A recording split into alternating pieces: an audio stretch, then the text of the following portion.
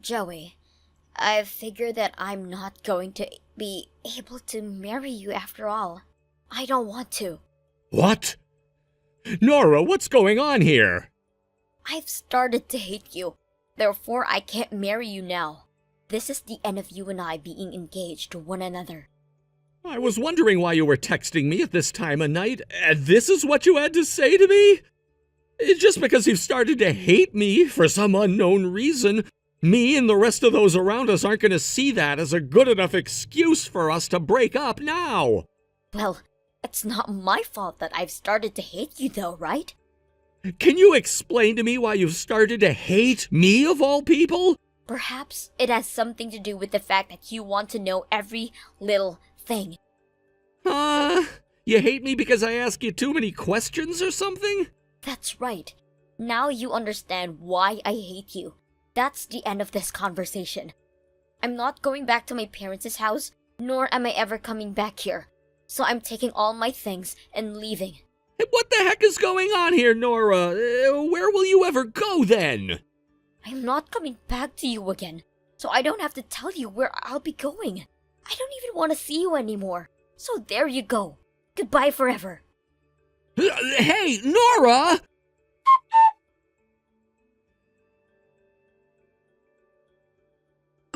Curtis, there's a change of plans. What? What's up, Joey? I just went and called Nora's parents, and they told me that she hasn't gone back to their place. What? I was already talking with her parents about what happened to her, but they told me they've heard and seen nothing. This was right after she told me things were off and that she'd no longer be marrying me.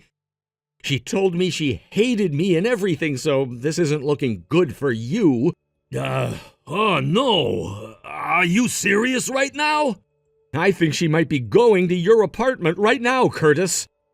I know this might not be the best of times, but you need to make a run for it before she gets there. No freaking way! Really? You're ready for all of this, right? Yeah, I planned to be out of here in the morning, so I already got my things packed up. Just a suitcase and a duffel bag. Then I think it's time you take both those things and get out of there. I'm not sure where you can stay for the night, but maybe a hotel outside of town is your best bet. Sounds good. I'll see what I can do tonight.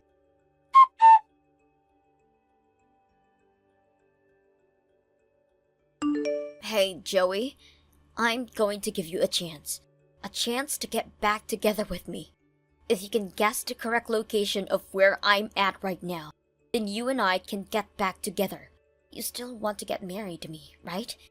If you can guess where I'm at and come find me, then I'll let you take my hand.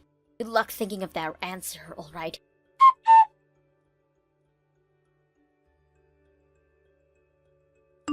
Curtis, how have things been since you left your apartment? Have you been able to calm down a little? Hey, Joey. I've finally gotten the rest of my things now, so I'm feeling a little bit better about everything.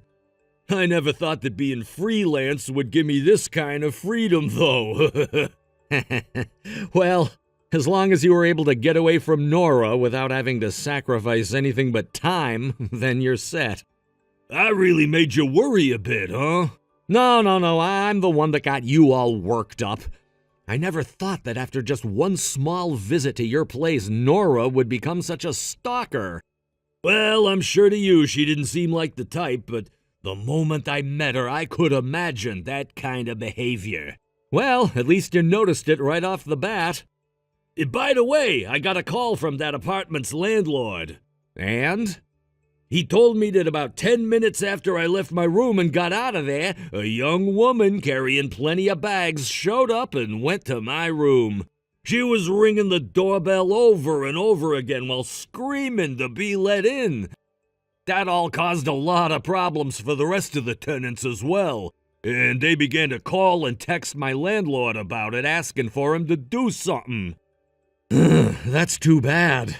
He was asking me if I knew who she was, and I told him her name in case he wanted to ban her from that apartment building's premise.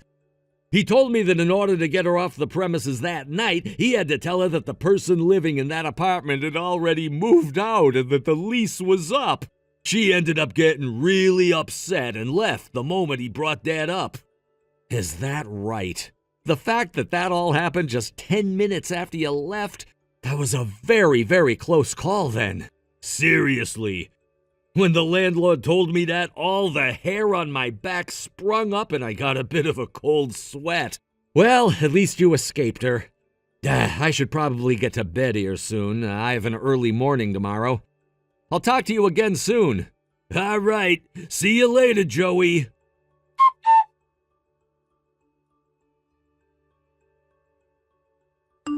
Hey, have you still not been able to give me an answer to the chance I'm giving you? If you don't find me soon, then you won't be able to marry me, alright? If you don't want me to hate you anymore, then hurry up and come find me. I don't want you to know that every day you waste is more and more of my love for you leaving me. You want to be my husband, right? So hurry it up.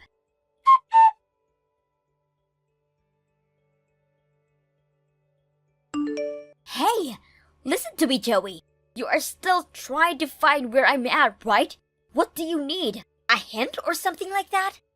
Well, I guess I shouldn't expect the world out of you, especially when it seems every place you've gone to so far, looking for me has not been where I'm currently at.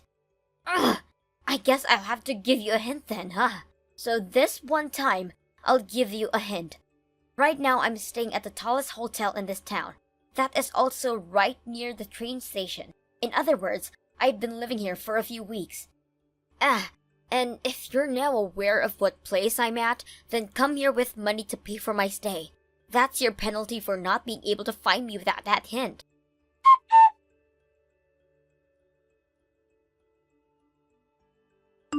Curtis? Your girlfriend's last day of work was yesterday, and you two should be heading out of the country this weekend, right? Hey, Joey. It seems that she's already been staying at a hotel close to the airport, getting ready for her flight out. But the fact that I've had to be over here this long already without her has been so lonely. Well, I'm not going to do anything until your girlfriend has made it over there to you. I'm sure nothing can happen now, considering it's almost the weekend, but I just want to make sure that you're not worried about Nora anymore. Thanks for that. As long as you take care of things after my girlfriend's over here, everything'll be just fine. I'll get in touch with you again once I start to act.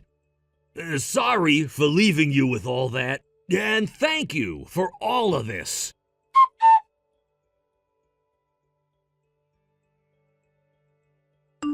Joey, would you get yourself together already? Why have you still not answered me with anything and come here yet? I've been reading all my messages, yet not a single answer from you.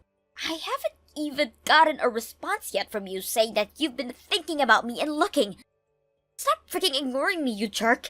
There's no way you've been ghosting your fiancé for a whole month now. What? I don't have any more money left. You don't have any money left? I had to start paying for this hotel room. I've been staying at this hotel right next to Station A. I've been here for almost a month.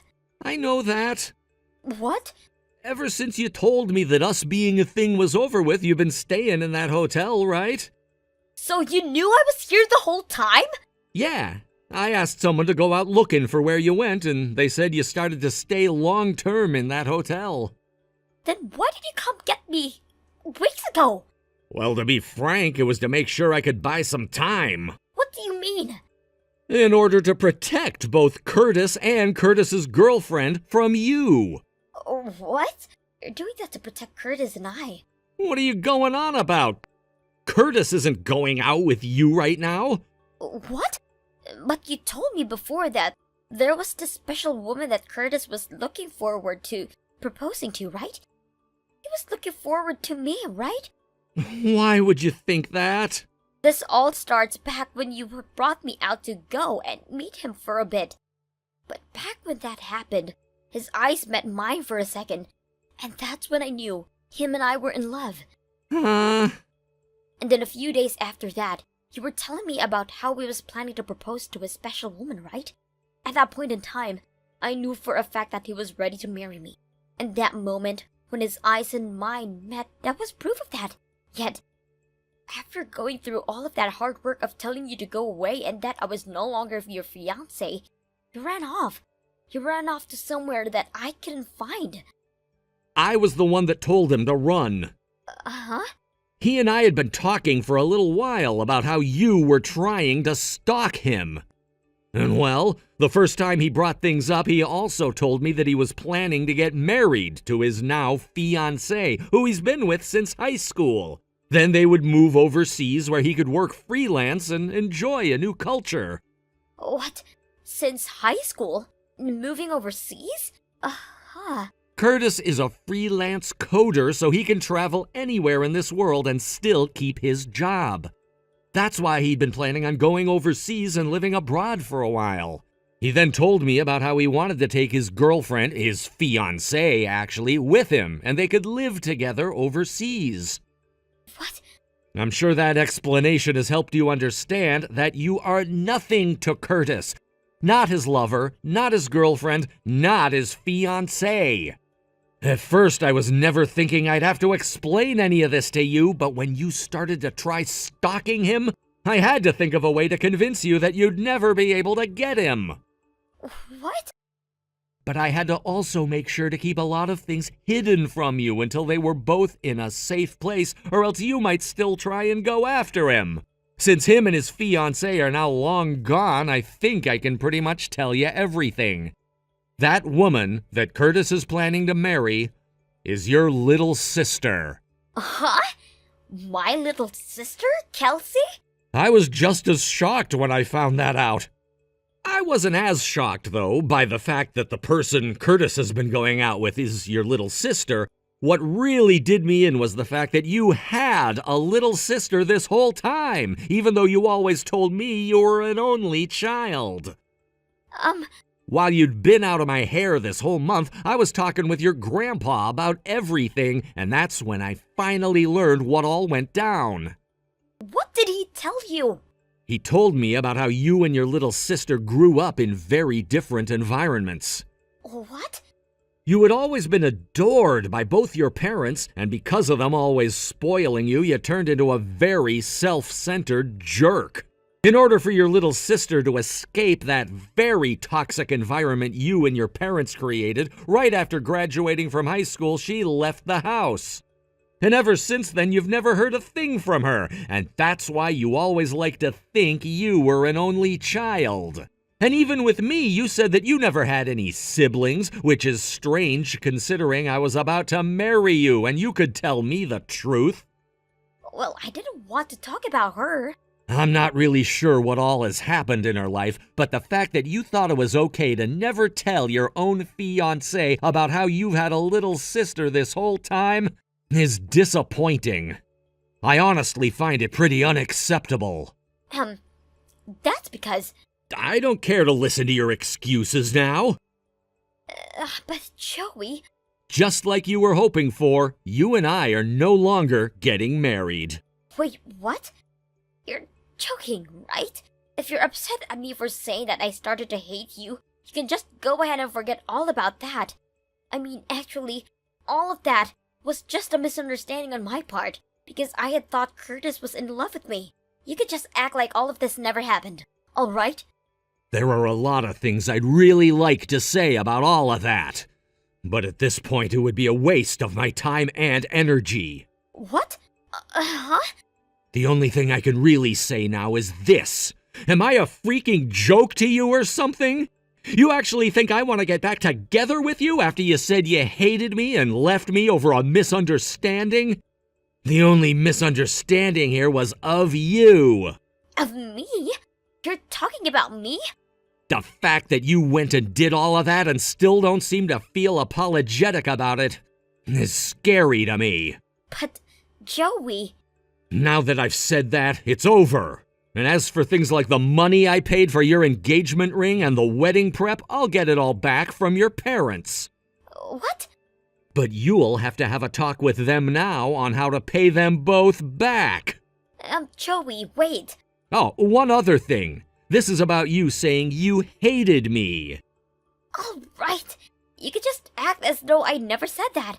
I actually really want you back right now. I really hate you as well, Nora. What? You sure did get me there saying you hated me out of nowhere. I never once thought you had that feeling about me inside you. I think from now on I'm gonna be a bit more careful when it comes to being with a woman. You guys are all really good at hiding your feelings, and I need to be aware of that. You hate me? Well, that was everything I needed to let you know about. Huh? That's it from me. Wait. What about the hotel costs? Hey! I seriously cannot pay for all the nights I stayed here. Help me out, please!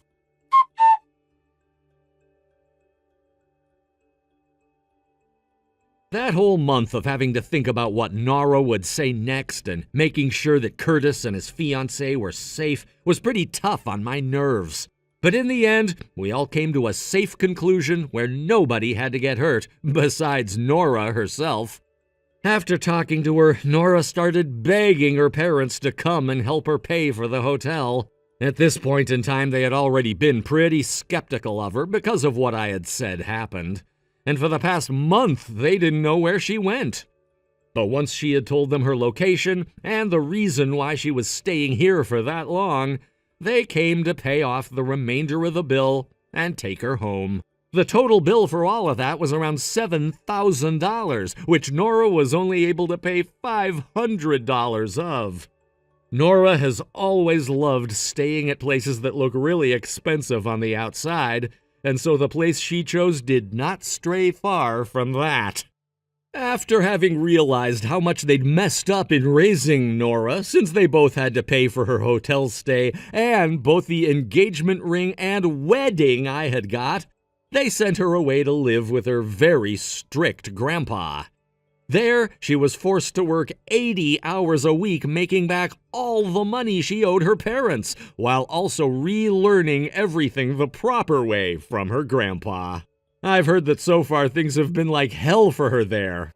But she has nowhere left to run now, so she's just gonna have to spend this part of her life complaining about the life she's living while having all the wrongs in her character corrected. And as for what's happened with Curtis and his fiancée, they're both living in Thailand now, where they just announced their wedding date, which I'll be going to. And did I mention that I work freelance as well? Because I'm thinking of staying there for a couple of months with them so that I can get a very deep breath of fresh air. Thank you for watching and listening. We hope you enjoyed the video. Don't forget to like this video and subscribe. Also, feel free to leave a comment about what you thought of the story. We look forward to seeing you at the next story. Thank you for watching. Please subscribe and hit the like button. See you next time.